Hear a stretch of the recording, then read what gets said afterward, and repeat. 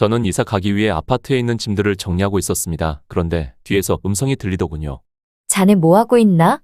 뒤를 돌아보니 장모님이셨습니다. 언제나 봐도 정말 눈부신 미모셨습니다. 40대이시지만 너무나도 아름다운 외모셨거든요. 저 아름다운 외모도 이제는 못 보겠지만 말입니다. 제 마음에 대한 고백도 못하고 말이죠. 그건 너무 아쉬웠습니다. 이제 이 아파트도 정리해야죠. 덕분에 그간 회사에 편하게 다닐 수 있었습니다. 감사합니다. 이 아파트는 저와 제 아내를 위해 장모님께서 얻어주신 아파트였습니다. 회사 근처 아파트는 너무 비쌌기에 저에게는 무리였죠. 원래라면 경기도 쪽 빌라에 사는 게 맞지만 장모님께서 저희 부부를 위해 이 아파트를 얻어주셨죠. 하지만 더 이상 이 아파트에 있으면 안 되었죠. 월세 계약 기간이 끝나기도 했고 무엇보다 이제 장모님과 저는 남남이니 말입니다. 제 아내가 얼마 전에 하늘나라로 갔거든요. 이제 아무 관계도 아닌 저를 위해 이렇게 비싼 아파트 월세를 내주실 이유는 전혀 없죠. 제가 꾸벅 인사를 드리고 가려는데 갑자기 제 팔목에 따뜻한 온기가 느껴지더군요. 돌아보니 장모님이셨습니다. 그냥 있어. 여기 계약 기간 아직 남았으니 말이야. 그게 무슨 소리인지 싶었죠. 분명히 이 집의 계약 기간은 1년이었던 걸로 압니다. 이제 내일이면 1년이 다 되어 만기가 되고요. 그의 장모님이 그러시더라고요. 나도 그런 줄 알았는데 계약서를 보니 2년으로 계약이 되어 있더라고. 그러니 자네는 여기 계속 쭉 살게나. 분명히 1년이 맞았습니다. 얼마 전에 집주인분께 내일 비워달라는 전화도 받았고 말이죠. 즉 장모님은 현재 거짓말을 하고 계시다는 거죠. 이해가 되지 않았습니다. 그의 장모님이 제게 서류를 꺼내며 보여주시더라고요. 그러니 자네는 계속 있어도 돼. 정말 의아했습니다. 그 서류는 아내가 이 세상을 떠나고 나서 계약된 서류였습니다. 즉 장모님은 순전히 저를 위해서 그 비싼 월세를 내고 계약 기간을 늘리신 거였죠. 저로서는 도저히 이해가 되지 않았습니다. 솔직히 장모님의 속마음을 전혀 모르겠더라고요. 이미 아내도 세상을 떠났고 남남이 된 저를 위해서 비싼 월세를 주면서 아파트 계약 연장을 하신 이유가 말이죠. 많은 생각이 들었습니다. 설마 나한테 다른 마음이라도 생긴 것인가? 아니면 딸이 세상을 떠난 이후 너무 힘들어서 심적인 의지라도 필요하신 건가? 정말 많은 생각이 들었습니다. 하지만 당장은 집을 구할 수도 없는 상황이기에 저는 장모님의 제안을 받아들일 수밖에 없었죠. 그러면 제가 작은 방 쓸 테니 장모님은 안방 쓰시죠. 이 집에는 방이 2개 존재합니다. 안방과 작은 방이요. 작은 방은 난방이랑 에어컨도 잘 안 되어서 상당히 불편하지만 제가 거기 사는 게 당연했죠. 장모님께서 월세를 다 내시는데 제가 안방을 쓸 수는 없으니 말이죠. 저는 작은 방으로 충분했습니다. 그런데 장모님이 그러시더군요. 아니 자네가 안방 쓰게나?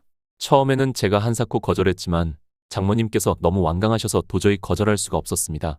저로서는 도저히 이해할 수가 없었죠. 이 비싼 곳에 월세도 다 내주시면서 장모님은 작은 방을 쓰시고 제가 안방을 쓰게 해주시는 이유를 말입니다.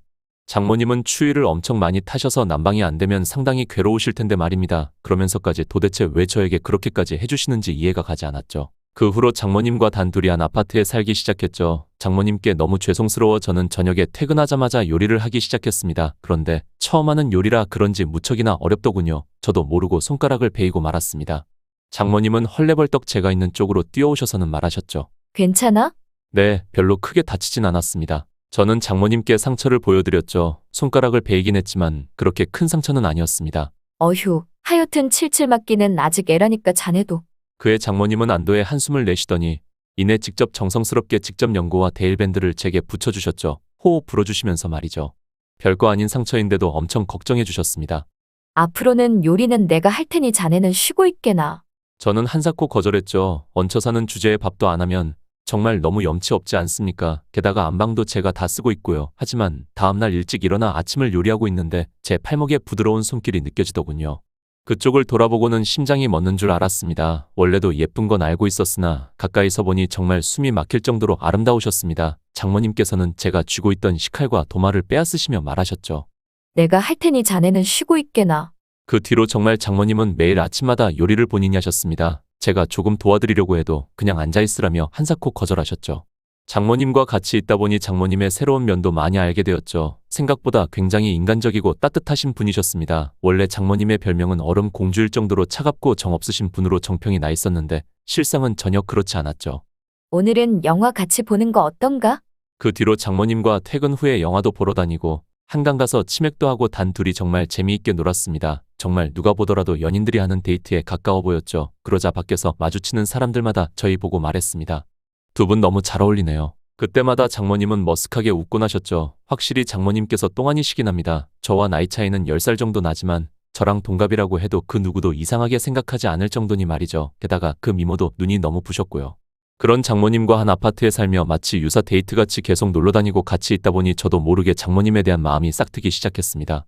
마음을 억누르려고 노력했지만 도저히 되지가 않더군요. 이러면 안 되는 거 알지만 정말 어쩔 수가 없더군요. 한날에는 제가 고민을 토로해보니 회사 동기가 그러더군요. 장모님이 너한테 마음 있는 거 아니야? 뭐? 아니 생각해봐. 그게 아니면 왜 굳이 이제 남남이 너한테 아파트에서 살게 해주면서 본인이 요리까지 다 하시겠어? 아침까지 다 하시면서 말이야.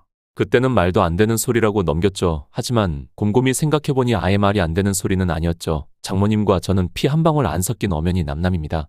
그런데 저를 위해 그렇게까지 해주신다는 건 혹시나 싶은 생각이 들었죠. 하지만 이내 생각을 접었습니다. 괜히 지레짐작했다가 지금 장모님과의 관계를 잃을 수도 있으니 말이죠. 그 상황만큼은 오지 않았으면 하니까요. 그런 장모님의 배려에도 불구하고 저는 장모님과 이별할 수밖에 없었습니다. 여기에 계속 있다가는 정말 새 출발을 못할 것 같았거든요. 저도 나이도 어느 정도 찼기에 지금을 놓치면 결혼을 하기 힘들었죠.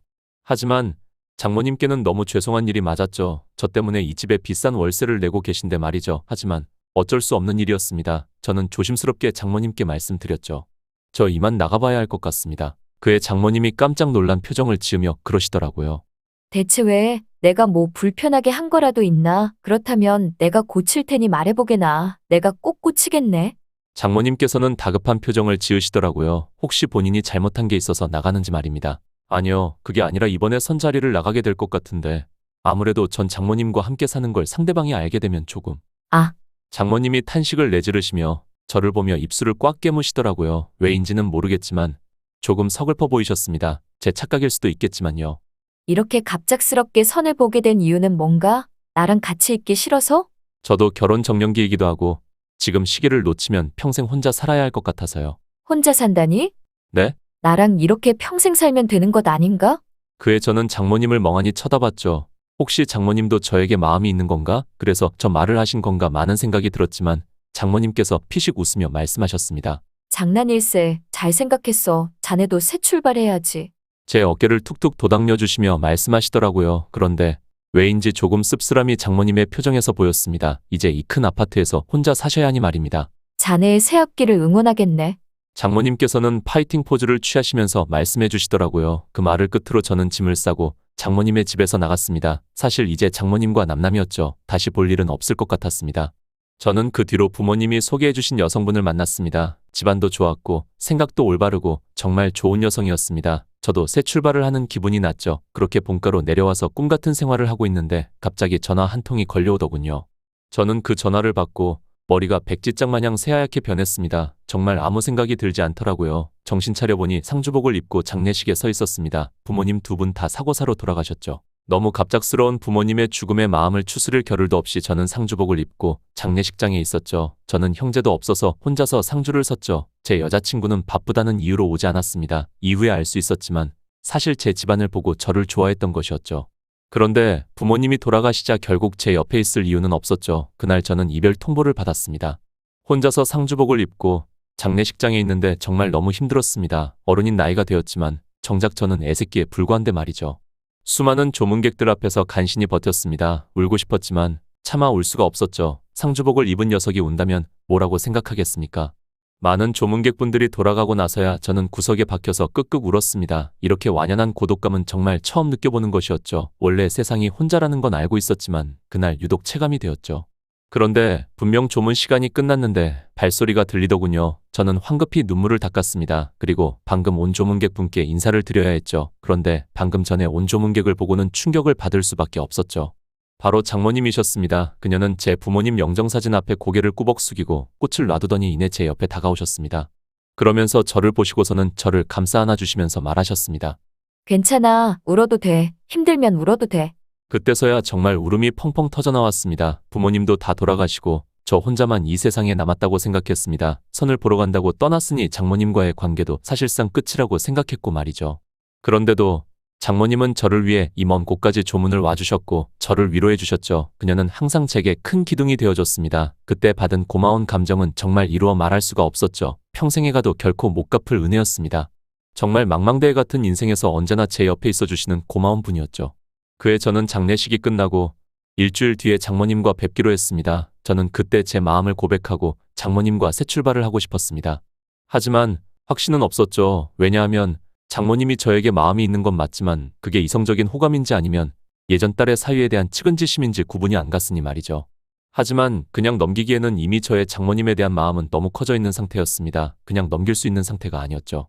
그렇게 장례를 무사히 마치고 저는 장모님이 좋아하시는 와인을 사들고 장모님이 살고 계신 아파트로 갔죠. 이내 문을 활짝 여시며 장모님께서 저를 맞아주셨습니다. 어서 와, 기다리고 있었네. 이전과 같은 환한 미소였습니다. 정말 방부제라도 맞은 듯한 미모였죠. 제 심장이 미친 듯이 쿵쾅쿵쾅 뛰기 시작했죠. 장모님께서는 전혀 모르시겠지만 말입니다.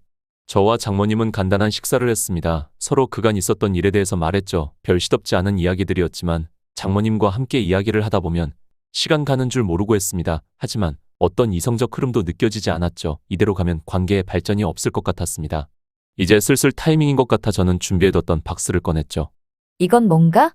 장모님께서 좋아하시는 와인입니다. 한잔 하실래요? 그의 장모님께서 저를 오묘한 눈빛으로 쳐다보시더라고요. 아무리 나이 차이가 있다지만 장모님과 저는 성인 남녀이죠. 게다가 단둘이서 한 아파트에 있고요. 그런 상황에서 같이 술을 먹게 된다면 무슨 일이 생길지 장담하지 못하죠. 장모님은 처음에는 짐짓 고민하시는 듯 하더니 이내 고개를 끄덕이며 말하셨습니다. 그래, 이런 날에 안 먹으면 언제 먹겠나. 결국 저희 둘은 술을 마시기 시작했죠. 워낙 오랜만에 마시는 술이라 그런지 조금 빨리 취하더군요. 장모님도 마찬가지인지 얼굴이 불그스레지시더라고요. 원래라면 전혀 못했을 말이지만 취기를 빌려 제가 말했습니다. 장모님은 저 어떻게 생각하십니까? 그 말에 장모님은 저를 유심히 보시더니 이내 말하셨죠. 그야 좋은 사람이라고 생각하고 있지. 품성도 바르고 가치관도 올바르고 말이야. 조금 선을 그으시는 듯한 말이었죠. 원래라면 주눅 들어서 아무 말도 못했겠지만 취기를 빌려 저는 말할 수 있었습니다. 단순히 좋은 사람 말고 이성적으로는 어떠십니까? 그의 장모님은 눈을 휘둥그레 뜨신 채로 저를 보시더라고요. 처음에는 장난인 줄 아셨겠지만 이내 제 표정을 보고 장난이 아니라는 걸 깨달으셨죠. 말씀을 하시길 망설이시더라고요. 그에 제가 먼저 말했습니다.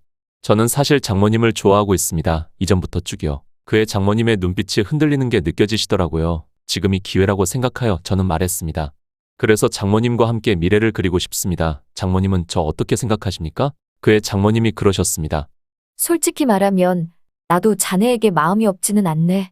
처음에는 딸이 죽고 나서 혼자서 도저히 살아갈 자신이 없어서 자네와 같이 살면서 극복하려고 했던 것은 맞으나 자네를 보면서 점점 마음이 생겨났네.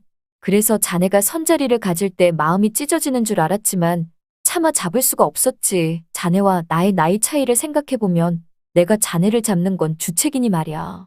그런데 자네가 그렇게 말해주니 정말 너무 고맙네. 나도 자네가 이성적으로 좋지만 아무래도 자네는 자네의 인생이 있지 않나. 너무 창창한 나이인데 괜히 나 같은 늙은이 때문에 인생에 저당 잡히지 말게나. 그래도 혹시라도 마음이 변하지 않는다면 연락하게나. 그 말을 끝으로 장모님께서는 일어나셔서 방 안으로 들어가셨죠. 저는 차마 그런 장모님을 잡을 수가 없었습니다. 이제 조금 뒤면 장모님께 답장을 드려야 하는데 만약 여러분들이라면 어떻게 하시겠습니까? 이 사연이 올라가고 댓글을 참고하여 결정을 할 생각입니다. 구독을 눌러주셔야 사연자분의 뒷이야기가 영상으로 올라왔을 때 알림을 받아서 보실 수 있게 됩니다.